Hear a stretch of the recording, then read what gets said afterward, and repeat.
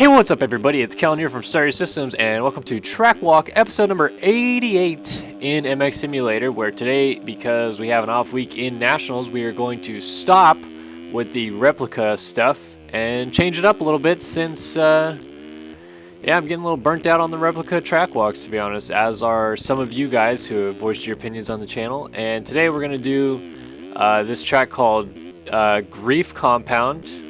Actually, the name of it is JGMX Greef Compound because the maker of this track is a creator by the name of JGMT Bike, which I assume only stands for JG Mountain Bike, because usually mountain would be shortened to MT or MTN, but I could be wrong.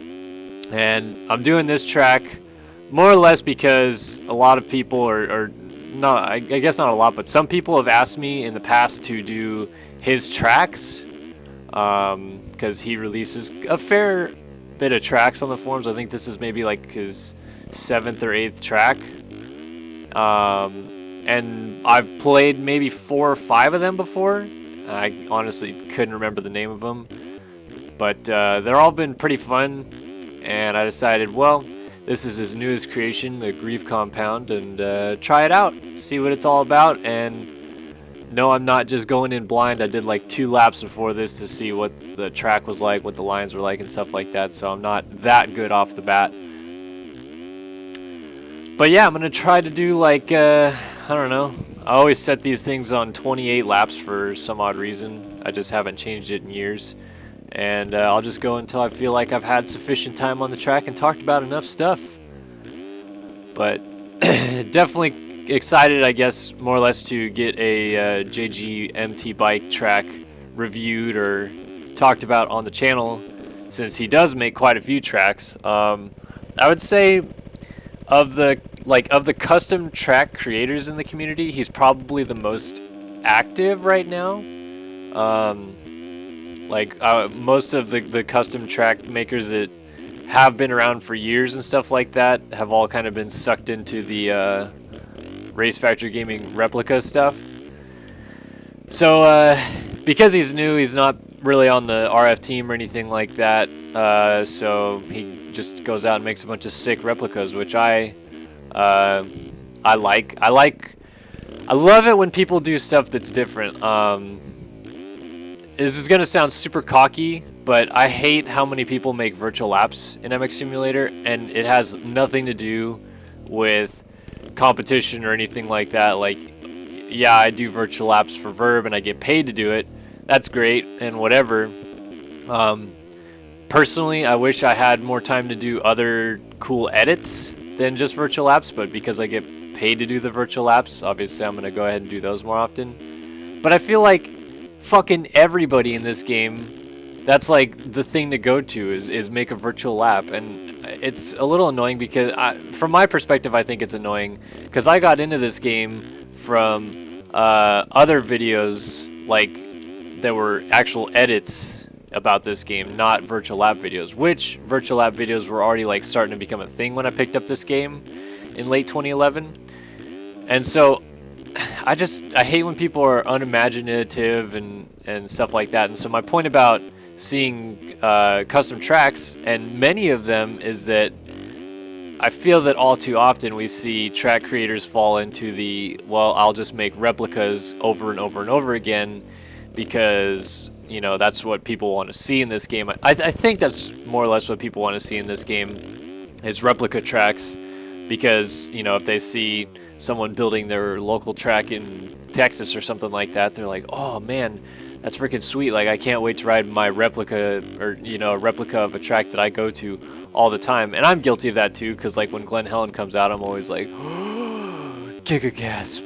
But still, I'm just saying that I like when people branch out and do creative tracks that are realistic too. Freaking everybody in this game seems to love the Race Tech compound, which has absolutely nothing to do with Race Tech suspension, which is actually a supporter of this game, so that always kind of pissed me off about that thing. But it's just a completely unrealistic track. All it is just big jumps, and so everybody loves it because even if you're a complete noob, you can somewhat throw a whip on the jumps that literally float you in the air forever. So people that are good at, like, really good at the game, and I play that race tech compound with them, they do whips where they're upside down, backwards, and stuff like that because it's so easy to do it. But I like tracks like this where it's realistic. Like this is probably the most unrealistic jump on the track is that big double, but I could still see it in real life. I could still see people hitting something that massive in real life.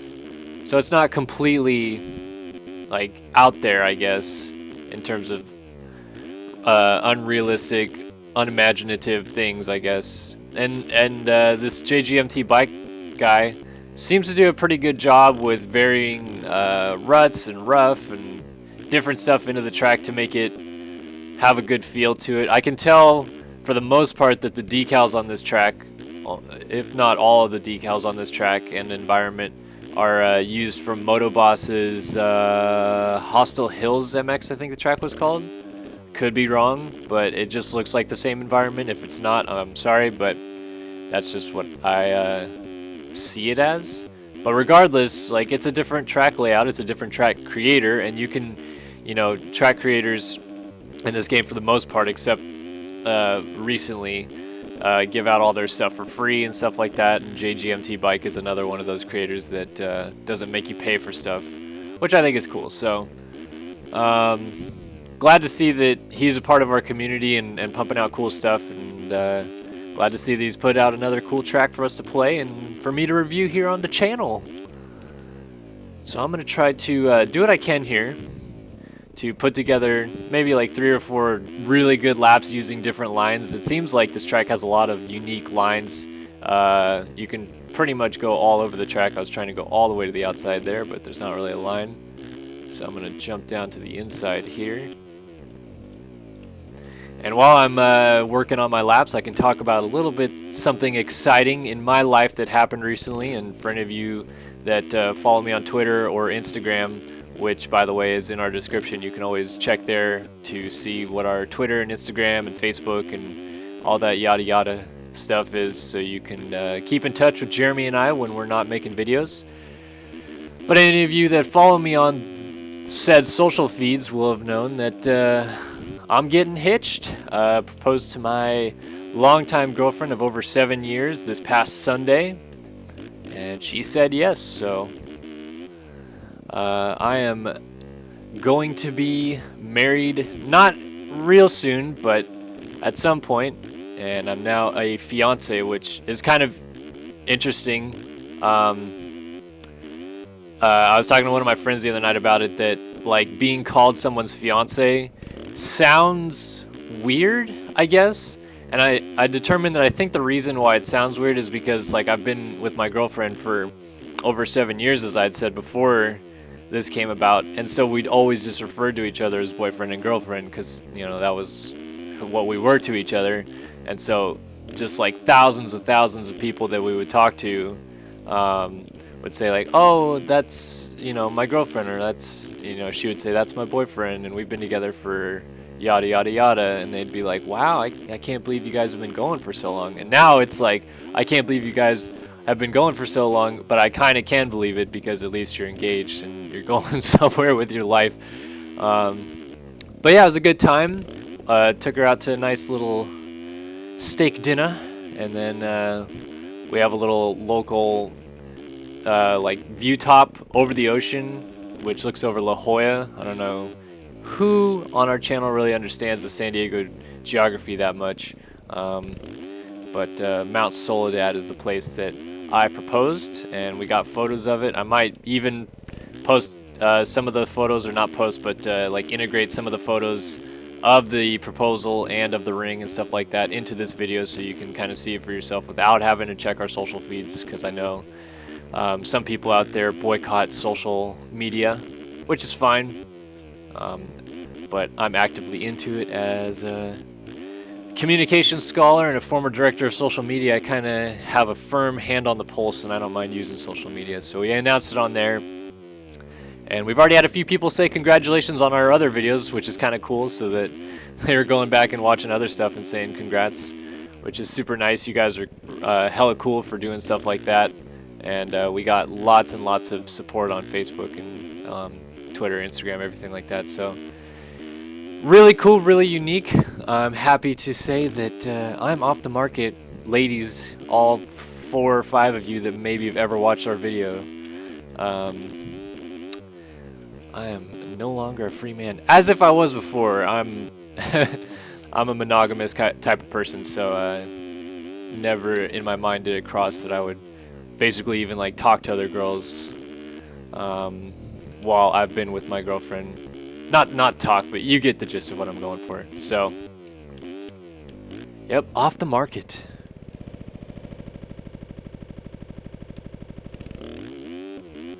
Oh man,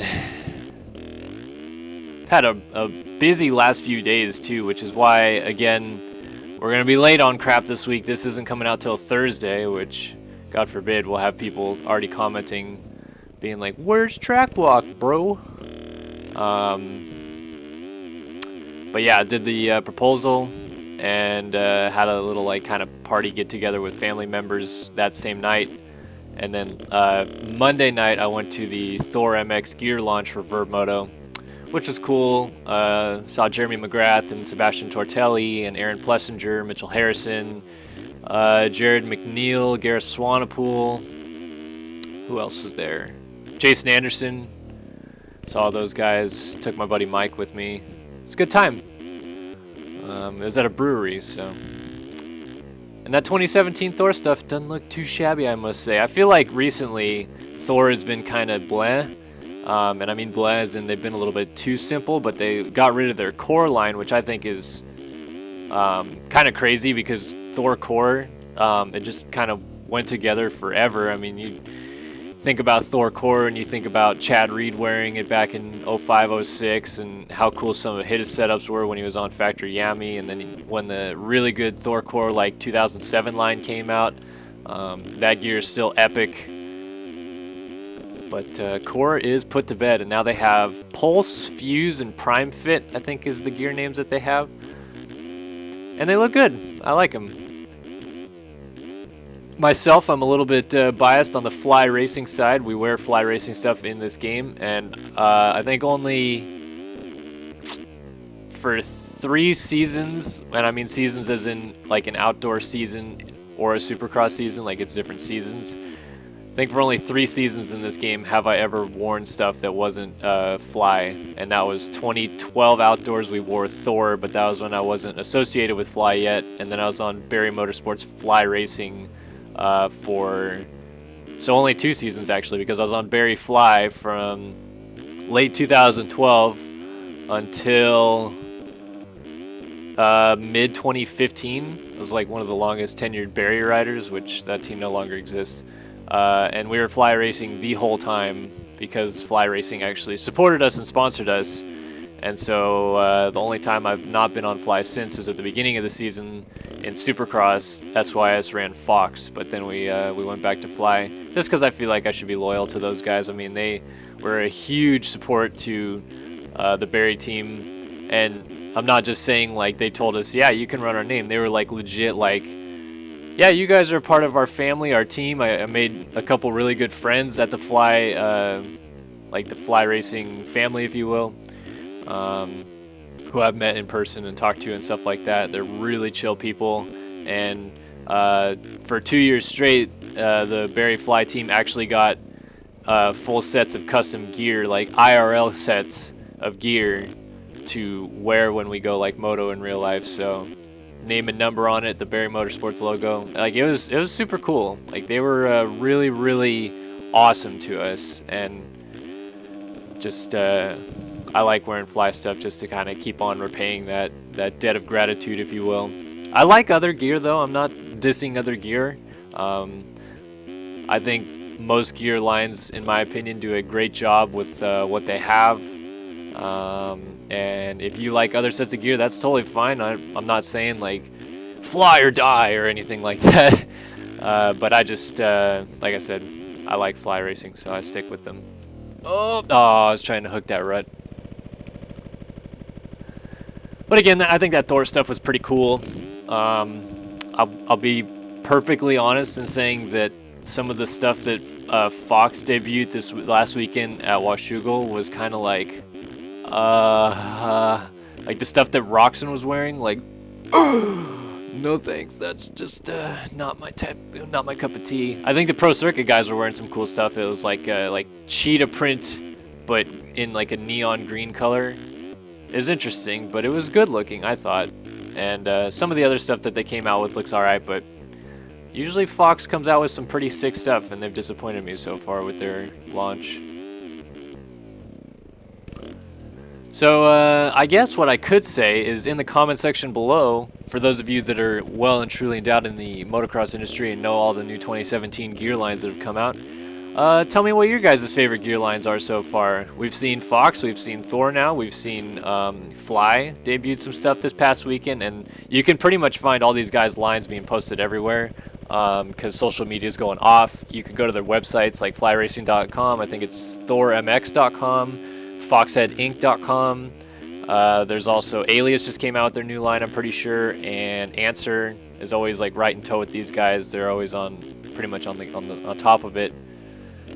I'm trying to think what else. Looks like I think Tomac was wearing some new A-Star stuff this weekend too at Washougal. Could be wrong. I haven't really super checked on whether that was new or not. But yeah, I want to hear what your guys' favorite new lines of gear are. Be unique to hear the differing viewpoints, and I always like to hear what you guys have to say, so let me know in the comments section below. And from my point of view, I think I'm going to wrap up this video next time I cross the line just to see what I get. But this has been Track Walk episode 88. Yeah, episode 88 on the JGMX Greef compound, a brand new track by JGMT Bike on the forums. You can hit up some of his other tracks if you just go to the link that we'll have in the description below for this track and you click on his username. And he only has like 91 posts, so most of his posts are about his other 7 or 8 tracks that he's posted. And I'd recommend checking them out. And I'd recommend doing a sick barrel roll like that too.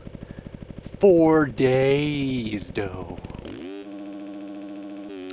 So this lap is going to suck, but I'm going to finish it anyway. And I'm going to finish it off by saying, if you guys like this video, bung it a like, because the more times you guys like our videos, the better off we do, because we end up higher on suggested page. And I don't like to ask you guys to do a whole lot, but if you can like our videos, if you actually like the video, that would be sick. And subscribe to the channel if you haven't already, because we're creeping up. We're almost at 13,000 at this point. On our end, it shows us at 13,000, but that's just projected.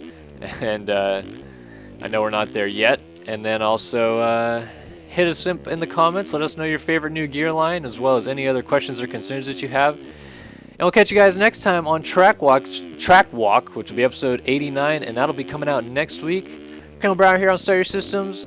We'll see you guys then.